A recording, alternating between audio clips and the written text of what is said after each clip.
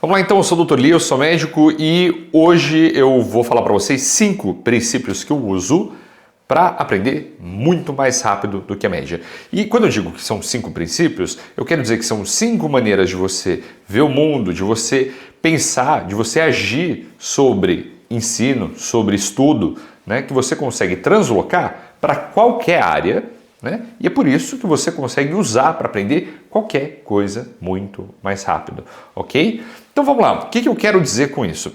Eu quero dizer que não importa se você está pensando no seu trabalho, você consegue desenvolver a sua capacidade técnica mais rápido se você aplicar esses princípios. Não importa se você está querendo aprender línguas, por exemplo, você quer aprender inglês, você quer aprender alemão, você quer aprender italiano, francês, você aplica esses princípios e você vai aprender muito mais rápido, ok? Não importa, por exemplo, se você está querendo aprender um novo esporte, se você está querendo começar a treinar na academia, não importa. Você vai aplicar esses princípios e você vai aprender muito mais rápido, você vai ter uma evolução muito mais rápida. Não importa se você está no ensino superior e está querendo terminar a sua faculdade, terminar o seu curso de formação, né, do ensino formal acadêmico, você aplica esses princípios, você aprende muito mais rápido, ok? E por que isso funciona? Porque eles são princípios básicos dos aprendizados, princípios básicos de aprendizado, desculpa, né? Até baseado em neurociência, mas que a gente tende a negligenciar. E por uma simples razão, porque a gente tem medo, ok? Todos os princípios aqui que eu vou falar daqui para frente são princípios que tentam quase que completamente dissecar, né, o medo que você tem de falhar. Então, sem mais delongas, eu acho que o primeiro princípio é você se testar rápido. O que eu quero dizer com se testar rápido? Né? Você parte da ideia de que você não sabe nada. Okay? Quando você está aprendendo alguma coisa, você não sabe nada. A única maneira de você construir conhecimento, de você aprender alguma coisa, não é memorizar. Memorizar é uma parte do conhecimento, a gente vai chegar lá, mas memorizar é uma parte. Você construir conhecimento, você desenvolver, né, capacidade técnica, maestria, né, como o Robert Greene gosta de falar, você desenvolver maestria significa você ser capaz de manipular aquele conhecimento que você detém, que você memorizou, que você lembra, ok? E a única maneira de você manipular aquele conhecimento, de você conseguir usar, é aplicando, né? E a única maneira de você aplicar aquilo é na prática. Né? Então parece uma coisa muito boba dizer que você precisa se testar o tempo todo, mas a gente tende a ignorar, a gente tende a evitar isso. Por quê? Porque quando você se testa e você ainda está na fase de aprendizado, né? Você ainda está no começo, você não sabe nada, é quase certeza que você vai se frustrar. Eu vou te dar alguns exemplos aqui para você ver que isso se aplica em todas as áreas. Vamos dizer que você quer aprender a tocar piano, tá? Você quer aprender a tocar piano e você, não sei, nunca tocou piano, não tem familiaridade com instrumentos musicais e você, ao invés de pegar uma música que você gostaria de tocar, né, pegar uma música que você gostaria de aprender, você fica só nos exercícios fáceis, você fica só naquelas musiquinhas fáceis, você não sai da sua zona de conforto, você não tenta tocar uma música mais difícil porque você acha que você vai falhar. E não tenha dúvidas, você vai falhar. Você vai pegar aqueles exercícios, né? Tem um famosíssimo que chama Canon, né? E você vai ler aquilo, você não vai entender nada, e você vai tentar fazer, e você vai errar, e aí você fala assim, não vou mais fazer, porque não é para mim isso aqui. Você vai falhar, é inevitável, mas o único modo de você conseguir, eventualmente, em algum momento, conseguir fazer aquele exercício, conseguir tocar aquela música, é testando, se colocando à prova, né? Vendo o que acontece se você tenta. Por quê? O feedback que você recebe da sua tentativa e erro, ele é muito mais rico do que você só ir tentando, pisando na sua zona de conforto, né? Isso até favorece um argumento que eu bato muito nesse canal e eu bato muito... Ó lá ele, né? Mas eu reforço muito o argumento de que a melhor maneira de você estudar, é por meio de questões. Por quê? Você vai fazer questões, você erra a questão, corrige a questão e pronto. Agora você absorveu aquele conhecimento porque você viu a aplicabilidade dele, você aplicou aquilo, ainda que de maneira errada, e agora você corrige a sua rota, você passa, né, a saber para onde você precisa direcionar aquele seu conhecimento. O que não pode fazer, por exemplo, é ficar memorizando, né, ao infinito sem aplicar nada. E que talvez essa seja a segunda dica, né? Não tente só memorizar, não tente só replicar. Né? Esse livro que eu citei se chama Maestria, né, do Robert Greene. É o mesmo autor de 48 Leis do Poder, que é aquele livro super... como é que se diz? controverso, né? Algumas pessoas falam que o livro é controverso. Eu não acho, não, viu? Eu acho que é um bom livro, inclusive, um bom livro para ler. Porque esse livro, o 48 Leis do Poder, é um livro em que ele vai argumentar que existem certos jogos sociais que as pessoas jogam para manipular os outros. Isso é verdade. E não é um livro que algumas pessoas argumentam assim, que é um livro em que você manipula os outros, né? Eu acho que é um livro em que você aprende esses jogos de manipulação para se defender, para você ficar alerta que isso acontece, né? Mas ele escreveu esse livro e ele escreveu um outro livro muito interessante também que se chama Maestria. Então ele pega grandes cientistas, grandes pensadores da história e tenta, por meio da da biografia, da experiência de vida dessas pessoas, demonstrar como é que você atinge um grau de maestria. E uma coisa muito interessante que se repete ao longo dessas histórias é que essas pessoas elas não decoravam, memorizar é parte natural do processo. Né? Para você atingir a maestria, como eu falei no primeiro ponto, você tem que ser capaz de brincar com aquilo que você faz. Você tem que integrar aquela prática de certo modo na sua vida, sempre de maneira útil, prática, né? Aplicável, como posso dizer? Sempre transformando aquele conhecimento em alguma coisa que você faz. Né? E você pega isso e leva, por exemplo, para o ambiente de estudos, né? Acadêmico, né? Porque muita gente segue o canal porque gosta de estudos, quer aprender a estudar melhor. Então, o que eu acho uma coisa que é absolutamente contraproducente? As pessoas me perguntam assim, qual é a melhor maneira de memorizar? Existem muitas maneiras de memorizar. Qual é o risco de você apelar só para isso, para aprender? Por isso que o segundo ponto é, não memorize apenas, né? A melhor maneira, o risco é que você vai só memorizar. E você só memorizar tem o risco enorme de você ter na mente, lembrado, né, sempre ter memorizado um monte de informações, né, várias cartas, né, digamos assim, que são completamente desconexas. Você lembra de tudo, mas você não consegue ver uma linha de raciocínio que costura todo aquele conhecimento. Isso é o que acontece muitas vezes, por exemplo, quando você usa flashcards, Anki. O Anki é uma ferramenta maravilhosa. Eventualmente eu quero criar uma aula só sobre Anki, né, dentro do clube. Inclusive, se você não conhece o clube, fica aqui o meu convite, né? É a plataforma, a nossa comunidade de estudos e produtividade. Você vai encontrar o link aqui nos comentários se você quiser fazer parte. Eu quero fazer uma aula só sobre Anki, porque o que é o Anki? Se você não conhece, eu te explico, tá? O Anki é um aplicativo que pode ser tanto para Mac quanto para Windows, e também tem para Android, né? Android e iOS, que você consegue criar flashcards, né? Aquelas cartas de memória. Então, de um lado, você escreve uma pergunta e do outro você escreve uma resposta. É ótimo para você memorizar, é excelente, porque você está usando a repetição espaçada, quer dizer, para você evitar que aquela curva de esquecimento que você sofre depois que você viu uma informação a primeira vez, você revê aquela informação com uma certa periodicidade, de modo a sempre estar refrescando a sua memória, sempre se testando o seu conhecimento, para que aquilo fique fresco na memória por muito mais tempo. Aquela memória, aquela informação lentamente se torne permanente. O risco disso, tá, é que você não cria uma linha de raciocínio clara. Então, por exemplo, se eu estou estudando, não sei, tumores do pulmão, né? Câncer de pulmão. Existem vários cânceres diferentes, existem vários biomarcadores diferentes, existem várias informações diferentes que me permitem diagnosticar. Provavelmente eu vou memorizar todas elas separadas. Eu não vou criar uma linha de raciocínio minha que me leve a pensar em um diagnóstico. Isso é muito importante em todas as matérias, né?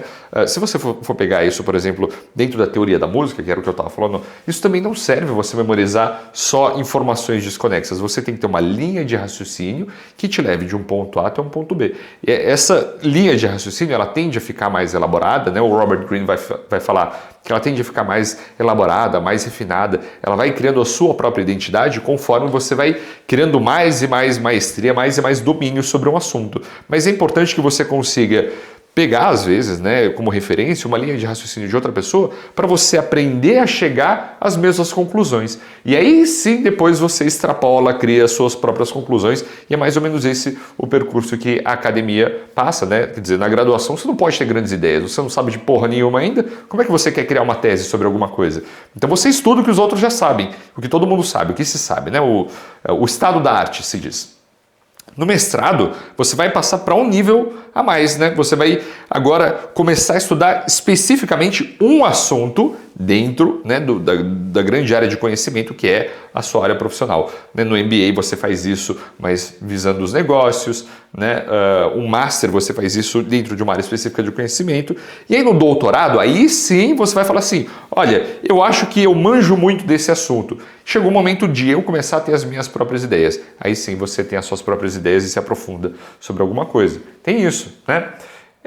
Eu acho que o terceiro ponto, a partir daí, é você não ter medo, tá, de fazer perguntas. Cara, isso é uma coisa que a maioria das pessoas negligencia, eu negligenciava, mas mudou a minha vida de quando eu era estudante de medicina, mudou minha vida de quando eu era vestibulando. Por quê? Porque eu sempre fui o tipo de pessoa que tinha medo de fazer pergunta porque eu achava que os outros iam me achar burro. Esse era um medo real e até hoje ele existe de certa forma, tá? Eu não vou dizer que isso não me prejudica no trabalho. Inclusive esses dias me chamaram a atenção. Falaram assim, mas você não pede ajuda para os outros? Pô, você não vê que não tem problema você pedir ajuda, cara? Você não precisa tancar tudo sozinho, você não precisa levar tudo sozinho. Eu torci o nariz assim, eu fiquei tipo, porra, eu não preciso de ajuda. Né? Mas, obviamente, deu merda, né? Depois eu precisei pedir ajuda. Mas, assim, eu tô contando essa história para dizer que, assim, quando eu estava no cursinho, eu era o tipo de pessoa que eu tinha, sabe, vergonha de levantar a mão e falar assim, professor, eu não entendi, me explica de novo, por favor, né? Isso me atrapalhava muito. Porque, porra, se era um negócio que eu não entendi, eu tenho que entender, porque senão como é que eu vou passar na droga da prova? Se eu não sei, eu preciso treinar aquilo, preciso que alguém me ensine, eu não posso ter vergonha, não posso ter medo de mostrar que eu não sei. Eu tenho que ter a humildade, principalmente, né, de reconhecer que eu não sei. E aquilo me atrapalhou muito, até que eu tive uma conversa muito séria assim, com o coordenador do cursinho, que ele falava assim, ó, você não pode ter vergonha, cara, de errar. Né? Ah, mentira, não foi nem o coordenador, não, foi um professor de química, né, que eu nunca vou esquecer o nome desse professor. Né? Não vou contar aqui para não fazer propaganda de graça do cursinho, também para não chamar a atenção desse professor, mas foi um professor de química muito querido, que ele falava assim, ó, você não pode ter vergonha de perguntar, você não pode ter medo de errar, não pode ter medo de não saber, você está aqui para isso. Você está pagando muito caro para isso. Eu tinha bolsa de 100%, né? Mas, enfim, você está pagando caro para isso, né? Você está aqui, está gastando tempo, está gastando dinheiro, está gastando tudo para, enfim, né? Aprender. Todo mundo aqui está aprendendo. Se você já soubesse, você não estava mais aqui. Estava na porra da faculdade. Aí eu, é verdade, né?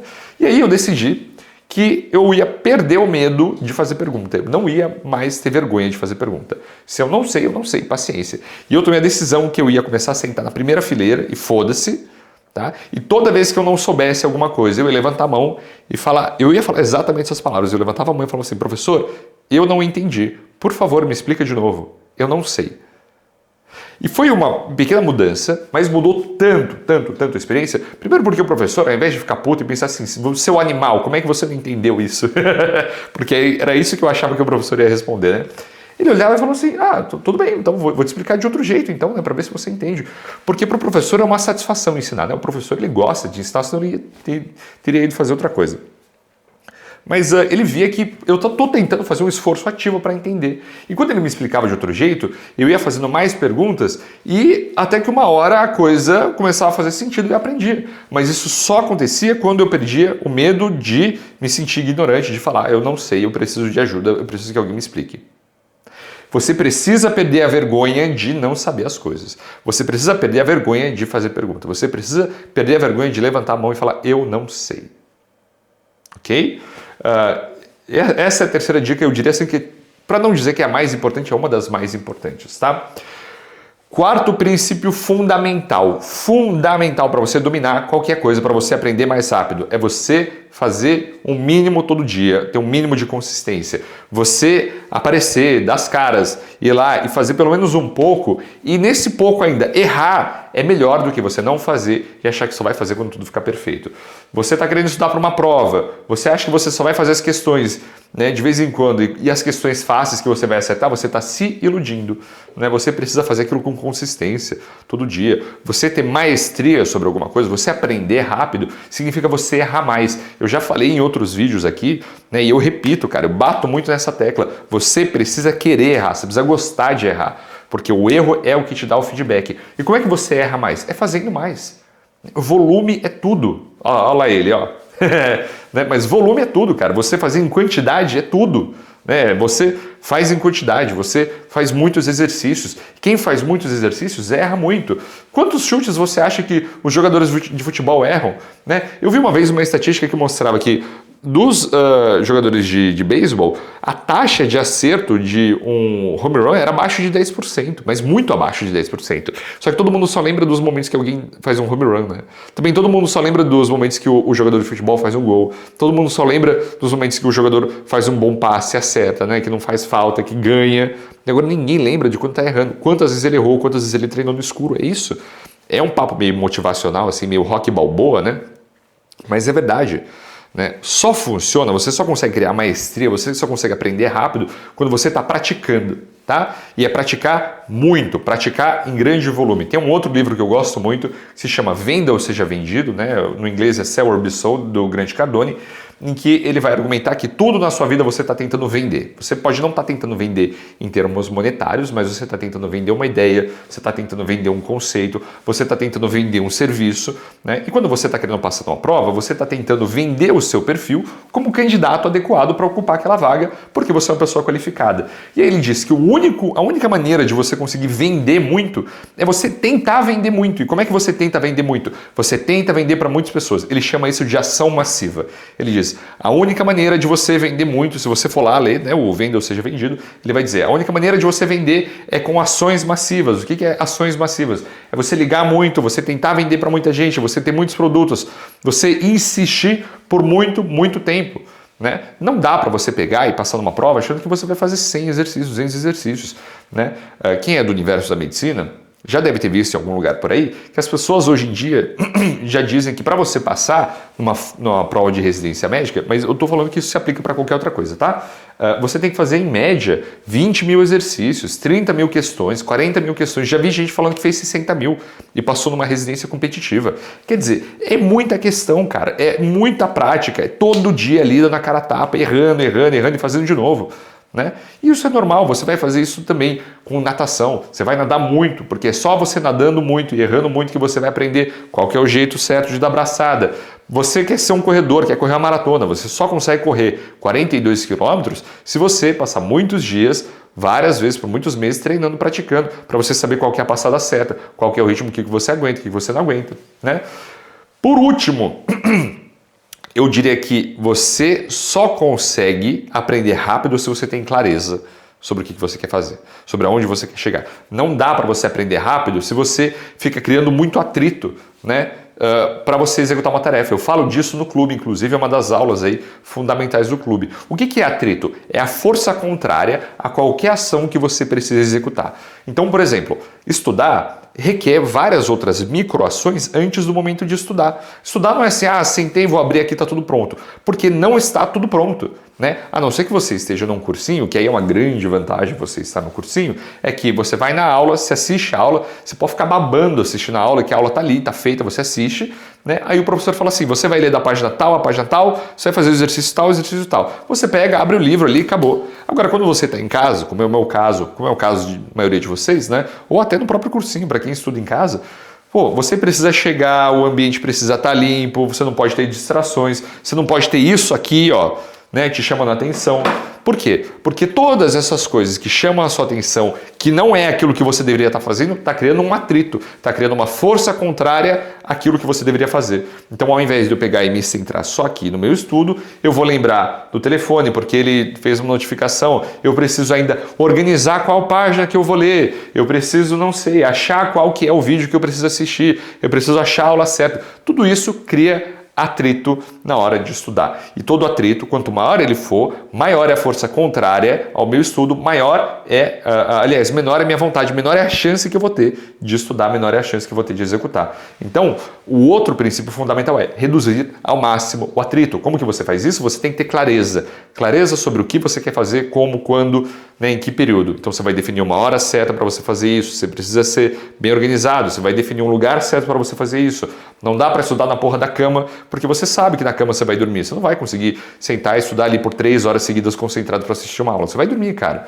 Né? Você tem aquilo que chama de gatilho de contexto, né? Tipo, quando você abre a geladeira, você não está abrindo a geladeira para estudar, você está abrindo a geladeira porque você vai comer. Então, uma coisa não cabe na outra, né? Você não vai numa festa, numa balada para assistir a aula. Eu espero que não, senão você é doente. Desculpa, mas é verdade. Assim, uma coisa não tem nada a ver com a outra. Você tem que prestar muita atenção, que você tem que facilitar, né, com muita clareza, com muita direção, com muita simplicidade, que você atinja o seu objetivo. E a maneira de você fazer isso é sabendo o que, como, quando, onde você vai fazer o que você precisa fazer. Então, eu vou estudar, por exemplo, 100 questões para residência médica. Eu vou estudar das 4 às 8, eu vou estudar ortopedia, eu vou estudar clínica médica, eu vou estudar cirurgia geral, sei lá. Né? Depois disso eu não vou fazer mais nada. Serve isso na sua vida também. Você vai estudar, sei lá, tipo matemática para vestibular, você vai estudar num horário tal, no lugar tal e assim por diante. Beleza, gente? É isso, não quero alongar demais esse vídeo. A gente se vê na próxima e eu espero que tenha sido útil para você. 5 princípios para você aprender muito mais rápido, ok? A gente se vê na próxima. Tchau!